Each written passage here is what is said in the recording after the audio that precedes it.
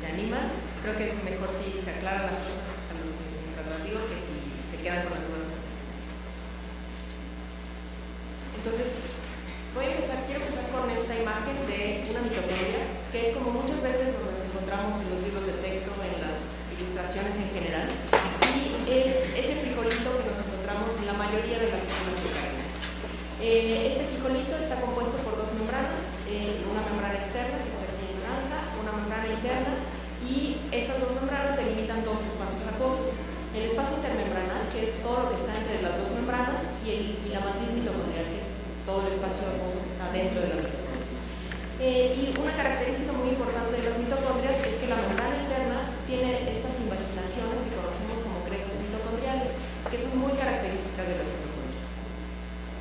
Todavía en la visión de los libros de texto, lo que normalmente encontramos es que en todas las células eucariotas están las mitocondrias aisladas con estas características que ya les mencioné. Sin embargo, en los últimos años,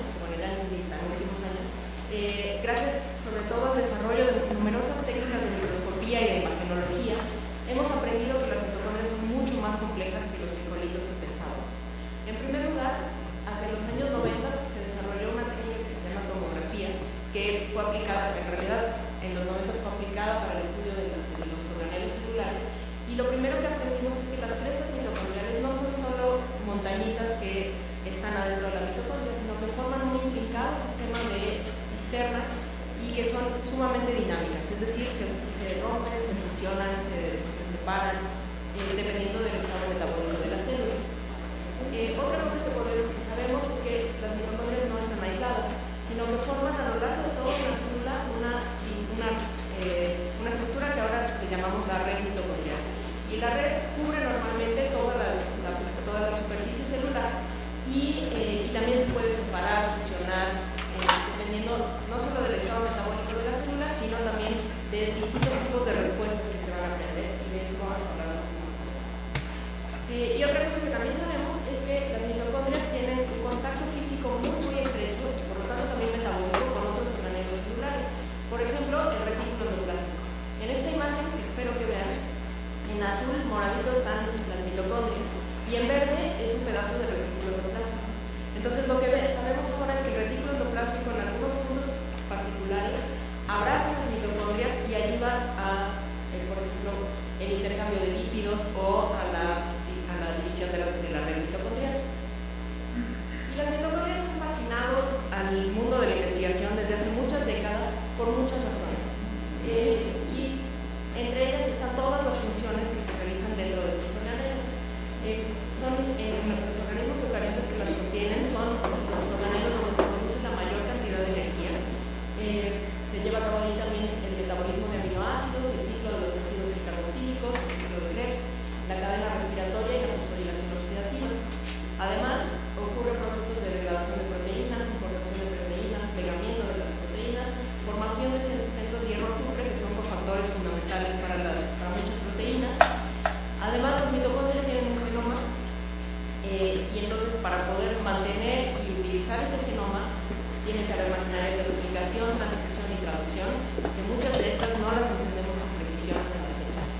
Y en años más recientes, o en décadas más recientes, se ha estudiado cómo las mitocondrias influyen en procesos de apoptosis o muerte celular, en envejecimiento, en procesos de transducción de señales y de respuesta a estrés oxidativo. Todo esto como parte de la célula en donde están. Como les mencionaba, una de las rutas metabólicas o de los procesos metabólicos en los que las mitocondrias han sido más estudiadas es la producción de energía. Dentro de las mitocondrias, en los organismos eucariotas, se produce la mayor parte del ATP que una célula necesita para sobrevivir, gracias a la cadena de transporte de electrones y la fosforilación oxidativa. Pero eso he visto que está en su temario de estudios y espero que lo hayan aprendido. Entonces, bueno, las mitocondrias, ¿de dónde surgieron? Se originaron a partir de un evento de endosimbiosis, en el cual una artropotobacteria de vida libre entró en un proceso de endosimbiosis con un hospedero. Ahora sabemos que ese hospedero probablemente era una arquea del supergrupo que fue bautizado hace unos años como Asgard, y como en esta relación endosimbiótica, una de las primeras cosas que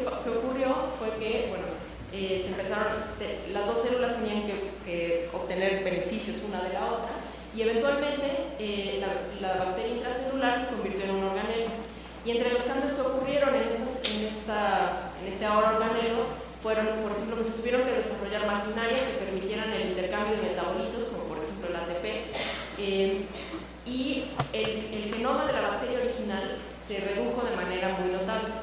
Y esto fue fundamentalmente por dos procesos. Por un lado, mucha de la información redundante se cree que se perdió, y la gran cantidad de los genes que se encontraban codificados en este genoma fueron transferidos al ahora genoma nuclear, que entonces se convirtió en una mezcla del genoma original de la bacteria, de la arquea,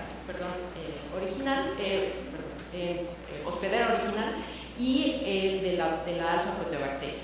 Y entonces, como ahora los genes están codificados los genes que codifican proteínas mitocondriales están localizados en el genoma nuclear, deben existir mecanismos que los traduzcan y que las proteínas que se están sintetizando en el citosol sean reconocidas e importadas en la mitocondria. Esto es lo que conocemos como importación mitocondrial, y de lo que también trabajamos en mi laboratorio, pero el día de hoy no les voy a hablar de esto. Y bueno, el origen de las células eucariotas está estrechamente relacionado con el origen de las mitocondrias, a tal punto que incluso se ha postulado que el origen del núcleo es una respuesta a la invasión, por decirlo de alguna manera, del alfa-proteobacteria que dio origen a las mitocondrias. Entonces, en este modelo lo que se plantea es que la alfa-proteobacteria y la arquea hicieron el proceso de endosimbiosis, y cuando el material genético de la alfa-proteobacteria empezó a invadir el genoma de la arquea, entonces tuvieron que, por un lado, protegerse de los metabolitos de las ahora mitocondrias, y por otro lado, al recibir esta invasión de información genética, pues los genes de la arquea original se empezaron a fragmentar. Entonces, la aparición del núcleo fue una respuesta que permitió también separar la transcripción de la traducción, que en bacterias y en arqueas son procesos acoplados. Entonces, la verdad es que actualmente no podemos pensar en una célula eucarionte sin pensar en que alguna vez tuvo mitocondrias. Entonces, bueno, la mayor parte del proteoma mitocondrial actualmente está codificado en el genoma nuclear,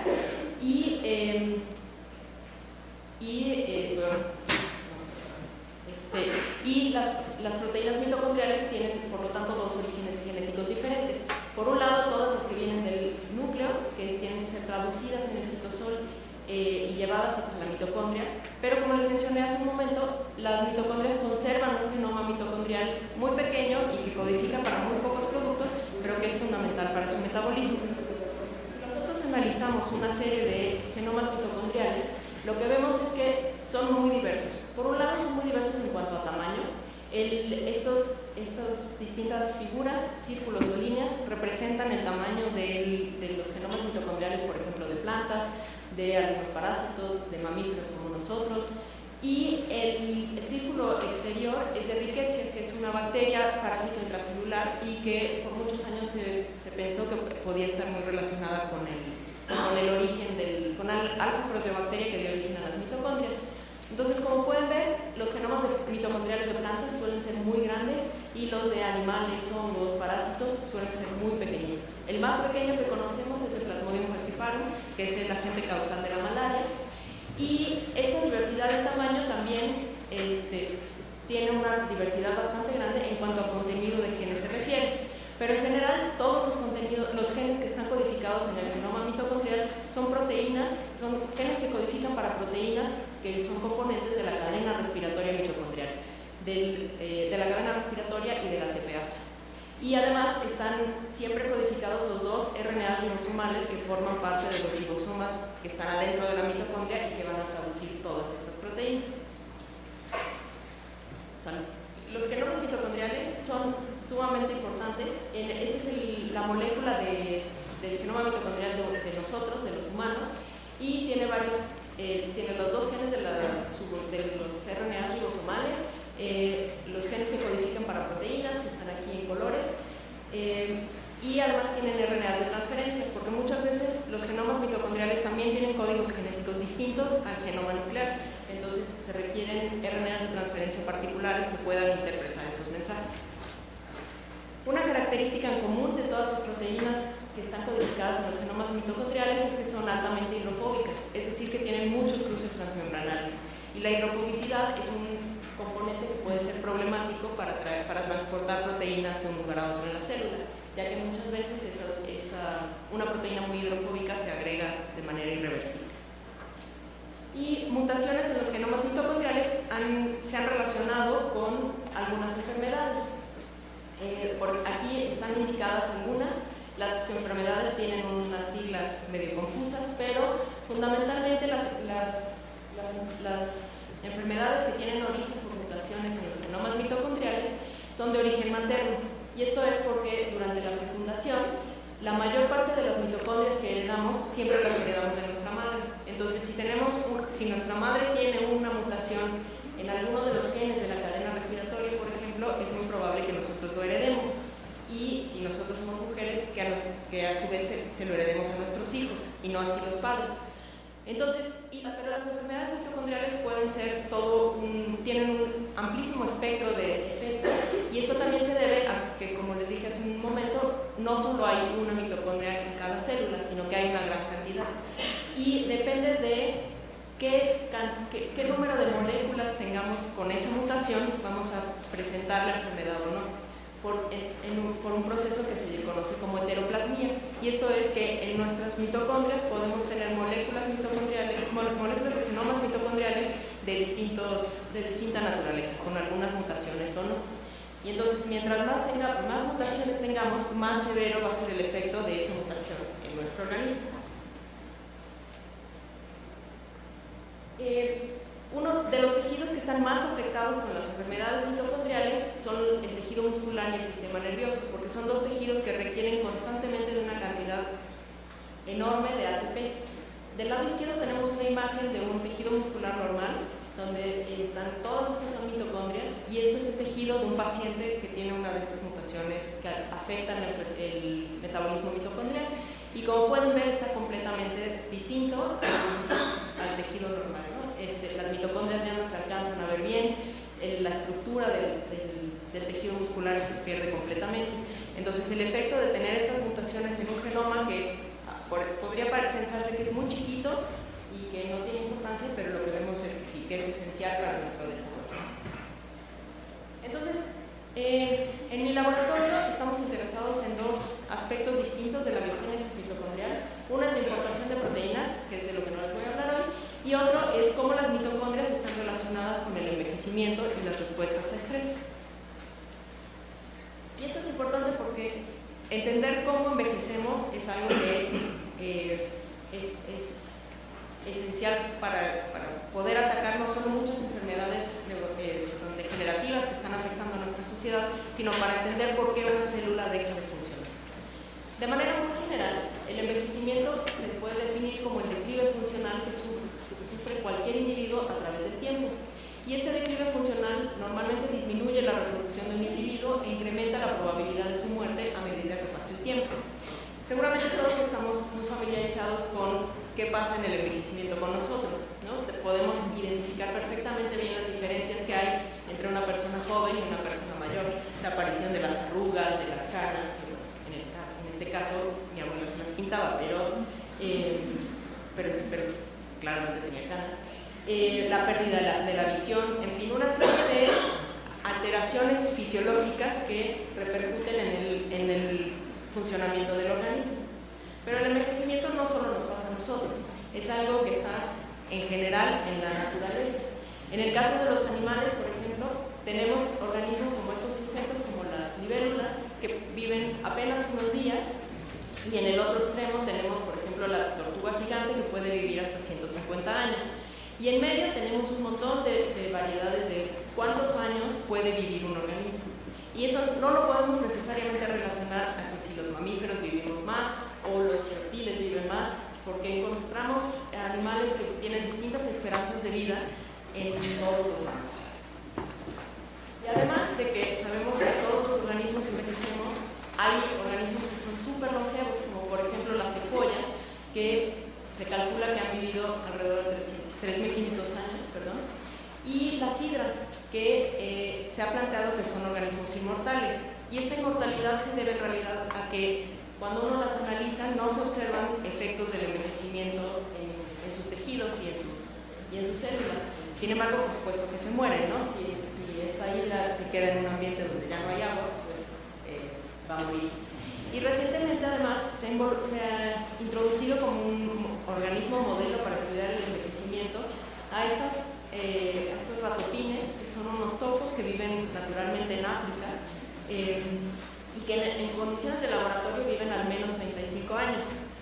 Al menos porque ese es el límite que conocemos actualmente, pero las que están en los laboratorios, pues cada año que pase, de pronto van viviendo más. Y son muy interesantes porque tampoco muestran ninguna señal de envejecimiento. Y sin embargo, si se mueren un día, dejan de vivir. Y sin que hayan pasado por reumas, por ejemplo, no desarrollan cáncer. Entonces se han tomado como un modelo muy interesante biológico para estudiar el envejecimiento. El envejecimiento es un proceso multifactorial, como seguramente se imaginan.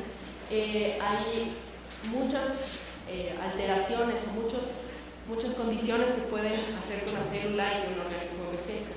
Por ejemplo, algo que se ha estudiado mucho es la longitud de los telómeros o la estructura de los telómeros en el envejecimiento celular, la inestabilidad genómica, alteraciones en los sistemas de comunicación celular, el agotamiento de las células troncales, etcétera, ¿no? Y lo que estamos interesados nosotros es en estudiar las mitocondrias y su papel en el envejecimiento.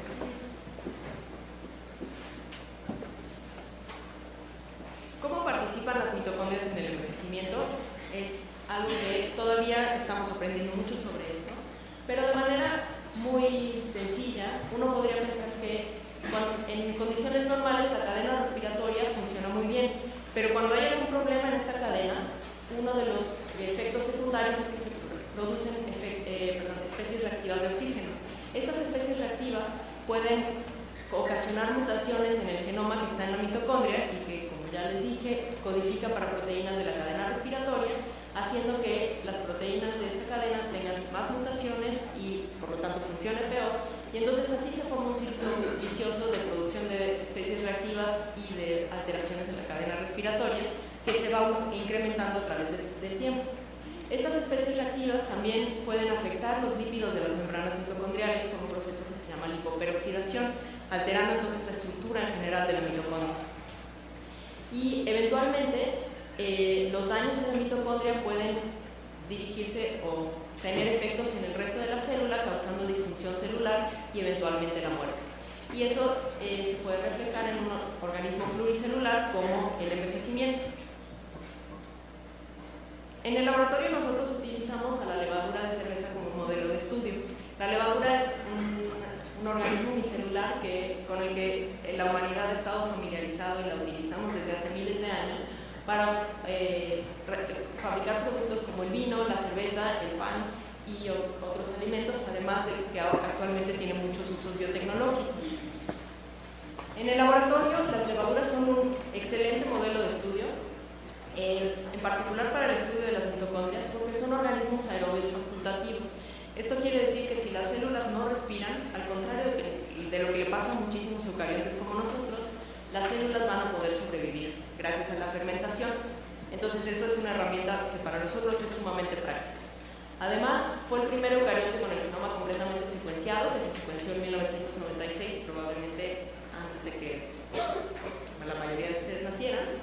En su genoma hay aproximadamente 6.600 soros predichos que codifican para casi 5.800 polipéptidos, y de ellos casi 4.700 son proteínas con funciones anotadas. Todavía desconocemos mucho de las funciones de las proteínas de una levadura. Y de estas, un quinto son proteínas mitocondriales. Entonces, y además conocemos bastante bien el proteoma de las mitocondrias, es decir, qué proteínas de todas estas se localizan verdaderamente en la mitocondria, y podemos tratar de estudiar con mayor precisión qué es lo que hacen dentro de las mitocondrias. Y bueno, finalmente es un organismo extremadamente fácil de manipular genéticamente, es algo que se hace cotidianamente y es sumamente lógico. Pero uno se puede preguntar, bueno, ¿y los organismos unicelulares envejecen? Porque no son como los organismos como nosotros, ¿no? No lo podemos ver tan fácilmente. Este es un experimento realizado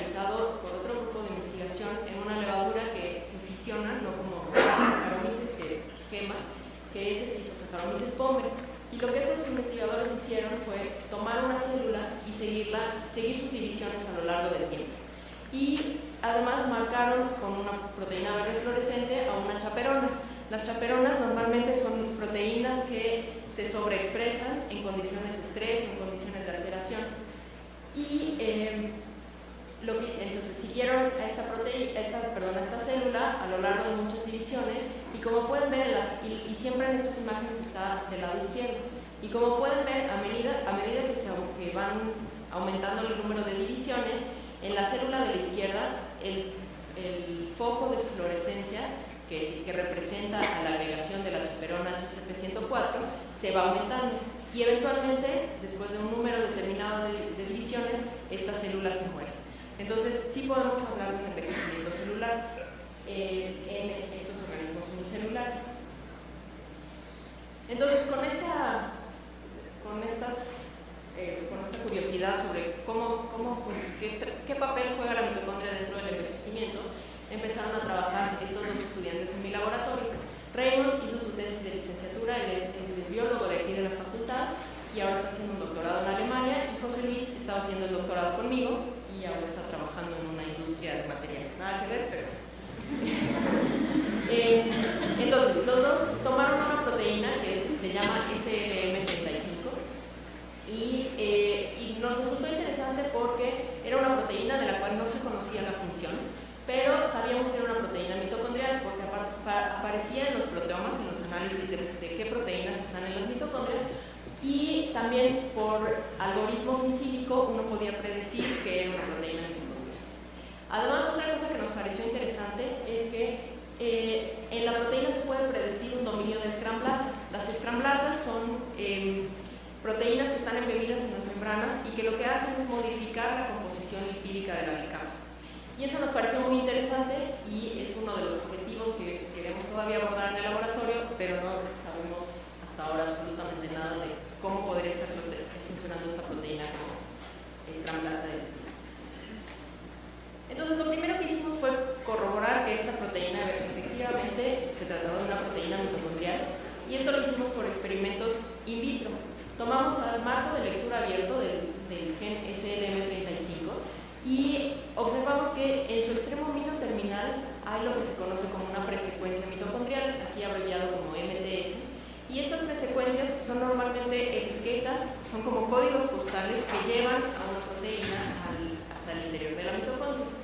Entonces, sintetizamos esta proteína en un sistema in vitro marcado con radioactividad, con metionina 35 en este caso, y lo incubamos con mitocondrias aisladas de un cultivo de levaduras.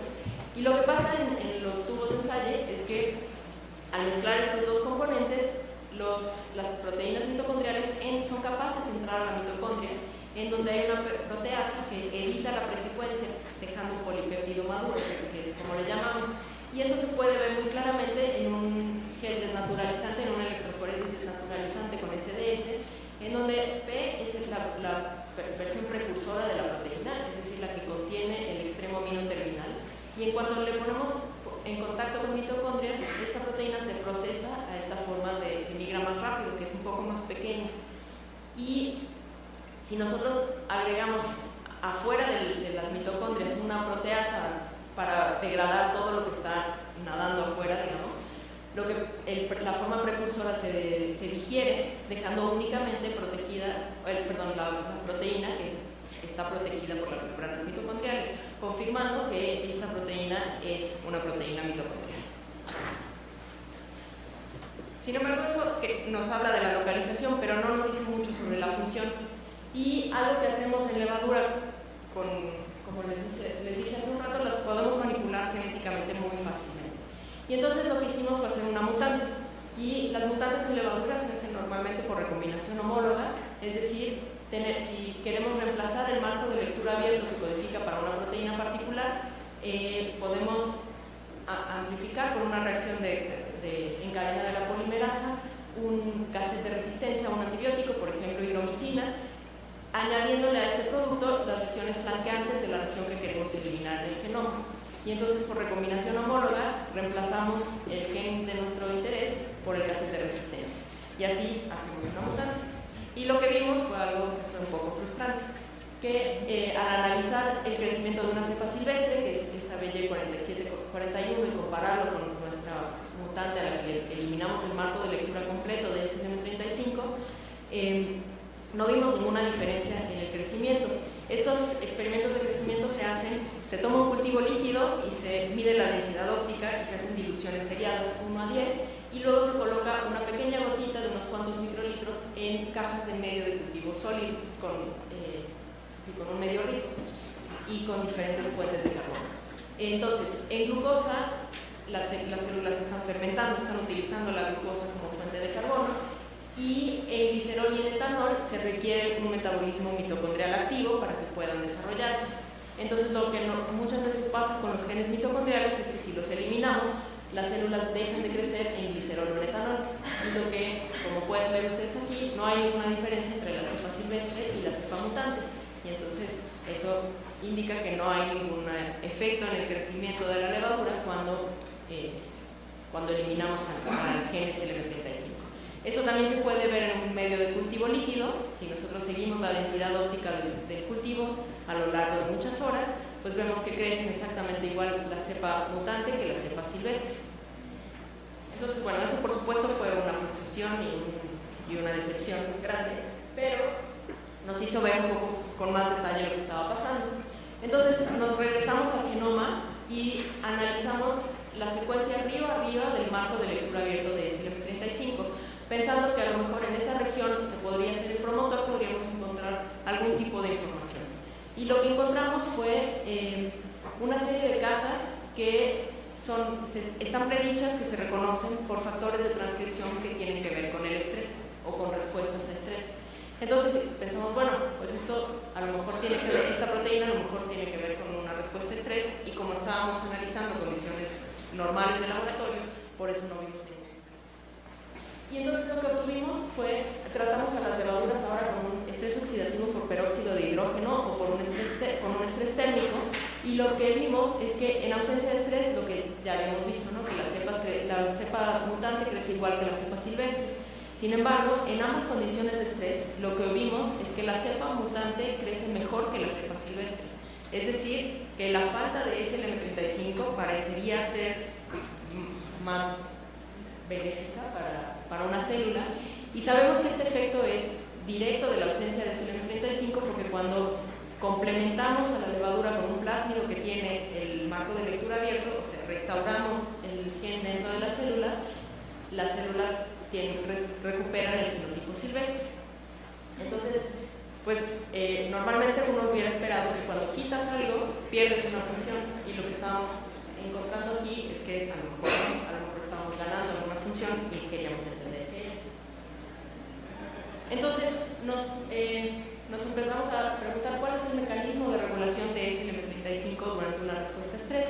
Normalmente las respuestas a estrés, cualquiera que sea, por ejemplo, peróxido de hidrógeno o temperatura, que fueron las que nosotros utilizamos, activan cascadas de señalización. Los estreses son detectados por las células, por ejemplo, por receptores en las membranas, que activan cascadas de señalización intracelulares que eventualmente activan o reprimen factores de transcripción que van a prender o apagar genes distintos. Entonces quisimos averiguar cómo es que se está regulando el gen SLM35. Y para eso utilizamos un gen reportero, que es el gen LAC-Z, que es un gen de Escherichia coli, y lo clonamos, hicimos una construcción por ingeniería genética en la que le agregamos el promotor de SLM35. Esta construcción la transformamos en levadura, y la idea es que al añadir el estrés, por ejemplo con peróxido, íbamos a prender o apagar el promotor de SLM35, y de acuerdo con eso el gen reportero se iba a expresar, la proteína se iba a traducir, y lo que sí no podemos medir por un ensayo colorimétrico es la cantidad del gen reportero que se está produciendo. Y lo que vimos es que en una condición de estrés, con estrés oxidativo, el gen SLM35 se reprime en una cepa silvestre. Esto nos pareció muy interesante, pero es algo que, si lo pensamos dos veces, no era del todo inesperado, porque si vemos que en una cepa en la que no está SLM35, la cepa vive más, entonces pues era de esperarse que en una condición de estrés su expresión endógena se reprimiera. Sin embargo, todavía no sabemos bien qué es lo que está detrás de esta regulación y en este momento estamos trabajando para entender un poco o hacernos menos bolas. Y bueno, una de las vías de señalización que ha sido muy utilizada últimamente, o en los últimos años, o muy estudiada en los últimos años, son las vías de señalización de TOR y de RAS. En una condición rica en nutrientes y donde todo está bien para la célula, normalmente la vía de señalización de TOR, que se llama así por una de las sinasas que está involucrada en esta vía, está prendida y por lo tanto también hay mecanismos como de síntesis de proteínas, biogénesis ribosomal, crecimiento celular, es decir, de mantenimiento celular, todo eso está encendido. Y por otro lado, las respuestas a estrés como autofagia, mitofagia y enzimas antioxidantes está reprimido. En una condición de estrés, por ejemplo, por la falta de nutrientes como glucosa y aminoácidos, la vía de TOR se apagan todas las rutas de mantenimiento celular y ahora se prenden las rutas de respuesta a estrés. Y algo que pasa también con la inhibición de la vía de señalización de TOR es que la longevidad celular se aumenta. Entonces quisimos investigar si había alguna relación entre SLM35 y la vía de señalización de TOR. Y como les dije hace un rato, en levaduras se pueden hacer muchas mutantes y muy fácilmente. Lo que hicimos fue tomar mutantes sencillas de SLM35 y de algunos de los componentes de la vía de señalización de TOR y hacer después dobles mutantes, SLM35 y estos componentes. Y un resultado que fue muy sorprendente pero muy emocionante para nosotros fue que la ausencia de TOR1 también produce un fenotipo de resistencia a estrés comparado con la cepa silvestre. Pero si eliminamos al gen TOR1 y a SLM35 de manera simultánea, se mueren por completo. Las células ya no pueden contender con el estrés. Y esto nos habla de una relación funcional entre estos dos genes, aunque no la podemos entender muy bien. Como vimos esta relación funcional, pues también queríamos analizar si la longevidad celular se veía afectada. Y para eso hicimos un experimento muy sencillo, aunque un poco tedioso y que mis alumnos no estaban muy contentos de hacerlo, pero se toman cultivos, se dejan de las cepas de interés, se ponen a incubar y después de 3 días, porque las levaduras crecen muy rápidamente, se alcanza una fase estacionaria de crecimiento. Y una vez que alcanzaron esta fase estacionaria, se van tomando alícuotas cada día y estas alícuotas se reblanquean en un medio de cultivo rico y fresco y se cuenta el número de colonias en cada uno de estos días. Y el número de colonias nos va a representar cuántas células estaban vivas en cada uno de estos tiempos. Entonces, eso está graficado del lado derecho y lo que vemos es que una cepa silvestre o las dos mutantes sencillas crecen bastante bien, crecen todas, se mueren todas en la misma velocidad, pero la cepa que no tiene ni TOR ni SLM35 se muere muy rápidamente, ¿no? A los 3 días de haber alcanzado la fase exponencial, ya menos del 20% de las células están vivas. Entonces quisimos ver si la falta de TOR y de SLM35 estaba además prendiendo otras vías de respuesta a estrés y vimos que sí. Este es un gen de actividad de catalasa. Básicamente corremos en un gel nativo en este caso para que la estructura de las catalasas se mantenga y le agregamos un sustrato al gel y luego se puede revelar de manera que la intensidad de las bandas representa la cantidad de actividad de una enzima que tenemos.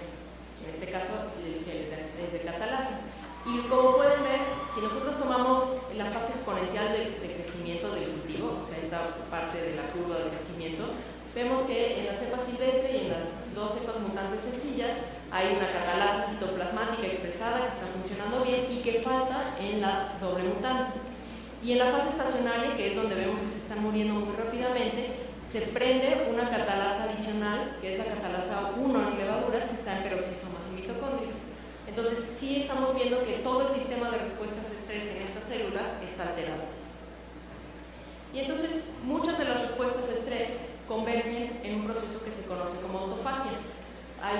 No importa mucho de dónde venga el estrés, como puede ser un estrés que ocurra en el retículo endoplásmico, el estrés térmico, el estrés oxidativo de la mitocondria, un daño al DNA.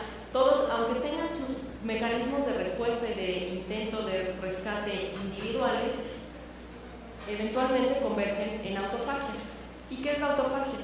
La autofagia es un proceso de degradación del contenido celular en el que básicamente el contenido celular que debe ser degradado es englobado por una estructura membranal que se conoce como fagóforo y que eventualmente cuando se aísla por completo, se cierra, se conoce como autofagosoma. Este autofagosoma es dirigido hasta la vacuola en levaduras o hasta el lisosoma en las células de mamíferos, en donde se internaliza y ahí hay enzimas líticas que degradan ese contenido. Entonces es una maquinaria como de reciclaje celular de componentes celulares. La autofagia es un proceso que se describió por primera vez en los años 90, al inicio de los años 90, lo describió Yoshinori Ozumi, que es la persona que está aquí, y que se ganó en el 2016 el premio Nobel por todos sus descubrimientos sobre este proceso. Básicamente lo que él describió inicialmente es que en una cepa silvestre uno puede ver que están las vacuolas y que adentro de las vacuolas, espero que lo puedan ver, hay estos puntitos, hay contenido adentro de las vacuolas. Entonces, y en ausencia de los genes que están relacionados con la autofagia, las vacuolas están vacías, ese contenido ya no se puede dirigir hasta las vacuolas. Y entonces él nombró a los genes que están relacionados con la autofagia genes ATG. Y actualmente en levadura tenemos del ATG1 al ATG42 y la lista sigue creciendo. La autofagia es un proceso conservado. En levaduras está muy estudiado, pero también ocurre de la misma manera en mamíferos. Los nombres de los componentes son un poco distintos porque eso de la nomenclatura de los científicos es una cosa que no se nos da muy bien. Pero los componentes están conservados, el mecanismo está conservado y básicamente el proceso es el mismo. Se encierran distintos contenidos celulares y se dirigen hasta la vacuola o hasta el lisosoma. Y eso puede ocurrir para contenido celular en general, pero también hay mecanismos de autofagia selectiva en el que una porción, por ejemplo, del núcleo, del retículo endoplásmico, agregados proteicos, ribosomas, peroxisomas, algún otro tipo de proteínas y mitocondrias se pueden degradar de manera específica. Y cada uno de estos mecanismos de autofagia específica tiene un nombre diferente de acuerdo con el contenido que se está degradando. En el caso de la mitocondria, el proceso específico de degradación de mitocondrias se llama mitofagia. Y básicamente lo que pasa es que una mitocondria o un fragmento de la red mitocondrial se aísla gracias a un autofagosoma y se dirige a la vacuola para su degradación.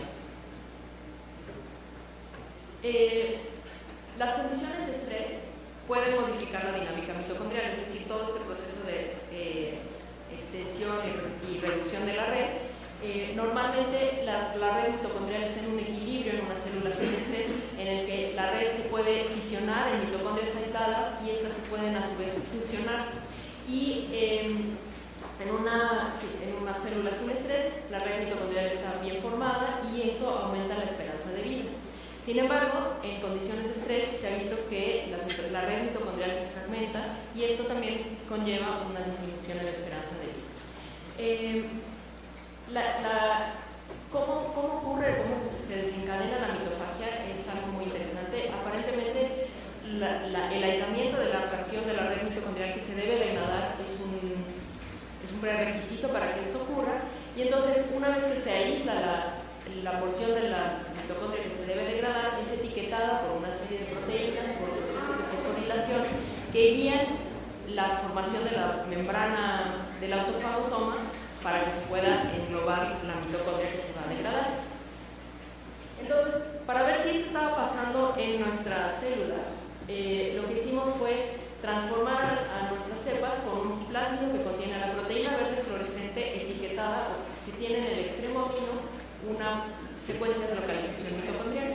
Entonces eso, al internalizarse en las levaduras, nos permite, por decirlo de alguna manera, iluminar a las mitocondrias y seguirlas por microscopía de fluorescencia. Entonces lo que vimos es que en nuestras células se pueden observar distintas estructuras de la red mitocondrial y esto pasa constantemente en cualquier población celular y las podemos definir, por ejemplo, en estas 4 categorías. Una red mitocondrial filamentosa, que sería una red mitocondrial saludable, por decirlo de alguna manera, una red mitocondrial lineal, un estado intermedio entre medio fragmentado y lineal, y finalmente un estado fragmentado en el que la mayoría de las mitocondrias se encuentran aisladas. Y entonces lo que vimos es que en la cepa silvestre tenemos una mezcla, fundamentalmente hay mitocondrias filamentosas, pero en la doble mutante hay un alto contenido de mitocondrias fragmentadas, y esto no importa en qué etapa de crecimiento del cultivo las analicemos. Entonces quisimos analizar con un poco más de detalle la mitofagia. Y eso lo hicimos otra vez aprovechando GFP, pero no como un sustrato para microscopía de fluorescencia, sino porque es muy fácil seguirla con anticuerpos muy específicos. Entonces, en este caso lo que hicimos fue tomar una cepa que contiene a una proteína IDH1, que es uno de los componentes del ciclo de Krebs, que está fusionado con GFP. Y en este caso, estas cepas pueden inducirse a mitofagia al cambiarles el medio de cultivo por una fuente respiratoria. Por alguna razón, la primera respuesta de las células ante el cambio de una fuente fermentable a una fuente respiratoria es que las mitocondrias se degradan antes de empezar la síntesis mitocondrial otra vez. Entonces así se puede inducir experimentalmente mitofagia. Y ahora lo que hicimos fue hacer un extracto proteico de estas células a diferentes días de crecimiento y después de separar las proteínas en un gel de SDS, hicimos un experimento de tipo Western blot utilizando el anticuerpo de GFP. Y entonces lo que vemos es que si IDH1, que está normalmente en las mitocondrias, llega a la vacuola, entonces GFP se va a separar de IDH1 y va a generar el fragmento de GFP libre que representa lo que se está degradando. El barril de GFP es un poco más estable que el de otras proteínas y por eso se puede seguir a lo largo de los días. Y entonces lo que vimos al comparar a la cepa silvestre con la cepa mutante es que siempre hay un poco más de mitofagia en la cepa mutante. Es decir, el flujo mitofágico en ausencia de SLM35 está aumentado. ¿Cómo funciona SLM35 dentro de la mitofagia? Todavía no estamos seguros. Es algo que estamos estudiando, pero bueno, ya sabemos que SLM35 es una pieza más del rompecabezas de la mitofagia. No es una proteína TG, porque no se describió inicialmente como una proteína de autofagia, pero de alguna manera está colaborando con los componentes de autofagia. No sabemos si, por ejemplo, señalizando dentro de la mitocondria algo que después lleva a la mitofagia, o si es el SLM35 dentro de la mitofagia dentro de la mitocondria con esta función que tiene de mover lípidos, que podría tener de mover lípidos en las membranas, podría entonces señalizar algo sobre esa mitocondria y hacer que la mitocondria se vaya a autofagia, o si interacciona con otros componentes de autofagia de manera directa o indirecta. Eso todavía no lo sabemos, pero nos encantaría saber.